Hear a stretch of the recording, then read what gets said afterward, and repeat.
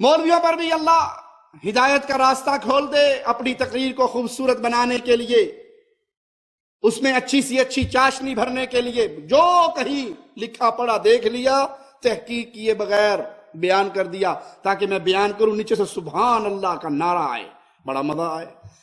اب وہ صحیح ہے یا ضعیف ہے، یہ جھوٹی ہے یا من گھڑت ہے، اس کی طرف توجہ ختم ہو گئی۔ الا من رحم ربی۔ مولانا طارق جمیل صاحب ایک روایت بیان کرتے ہیں، کہتے ہیں جب رسول اللہ صلی اللہ علیہ وسلم کی وفات میں 1 ہفتہ باقی رہ گیا تو صحابہ کرام آئے، سیدنا عبداللہ ابن مسعود آئے اور آ کر اللہ کے نبی صلی اللہ علیہ وسلم کے پاس بیٹھے۔ آپ نے اپنے اصحاب کو دیکھا تو آپ کی آنکھوں میں آنسو آ گئے اور کہا میں تمہیں اللہ کے حوالے کرتا ہوں۔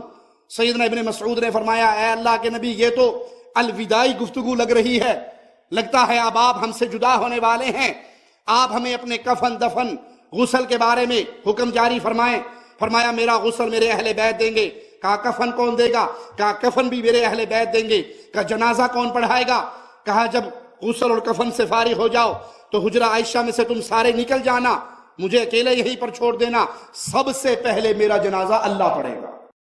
جب آپ کے جانے میں 1 ہفتہ باقی تھا دنیا سے تو صحابہ آئے، عرض کی یا رسول اللہ، تو آپ نے ان کو دیکھا تو آپ کی آنکھوں میں آنسو آ گئے، تو آپ نے کہا میں تمہیں اللہ کے سپرد کرتا ہوں، اللہ تمہارا ساتھی ہوں۔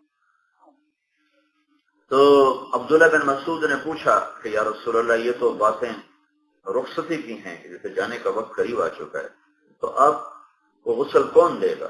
کہا میرے اہل بیت مجھے غسل دے۔ آپ کو کفن کون دے گا؟ کہ میرے اہل بیت مجھے کفن دے۔ آپ کو قبر میں کون اتارے گا؟ کہ میرے اہل بیت مجھے اتارے۔ آپ کا جنازہ کون پڑھے گا؟ تو اس پر آپ کی آنکھوں میں آنسو آ گئے۔ یہ حجرہ عائشہ بتا رہا ہوں، یہ حجرہ عائشہ، اما عائشہ کا حجرہ کیا حجرہ ہے۔ تو آپ کی آنکھوں میں آنسو آ گئے۔ تو آپ نے کہا تمہارے نبی کا جنازہ ایسے نہیں وجہ سے ہمارے ہوتے ہیں، ابھی بتانے لگا۔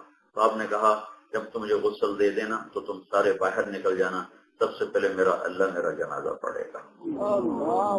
تو حجرہ عائشہ وہ ہے جہاں اللہ تعالیٰ مکان و زمان ہے، لہذا اس کا جنازہ پڑھنا وہ جانے اور اس کا رسول جانے۔ میں تو تمہیں خبر صحیح سنا رہا ہوں، کہا کہ سب سے پہلے میرا اللہ جنازہ پڑھے گا، اس کے بعد جبریل اور میکائیل اور اسرافیل اور عرش کے فرشتے مقرب وہ آئیں گے اور میرا جنازہ پڑھیں گے، پھر 7 آسمان کے فرشتے اتریں گے اور میرا جنازہ پڑھیں گے، اس کے بعد پھر تم پہلے مرد آنا، چارپائی کے ساتھ کھڑے ہو کر میرے لیے دعا کرنا، اللہ اکبر۔ نماز کی نیت یہ نہیں ہوا، پھر جب مرد ختم ہو جائیں تو عورتیں آنا، جب عورتیں ختم ہو جائیں تو بچے آنا، جب بچے ختم ہو جائیں تو تمہارے نوکر ملازم غلام آئیں گے، پھر اس کے بعد مجھے اللہ کے سپرد کرتے ہیں۔ یہ ازواج کا مقام بتا رہا ہوں۔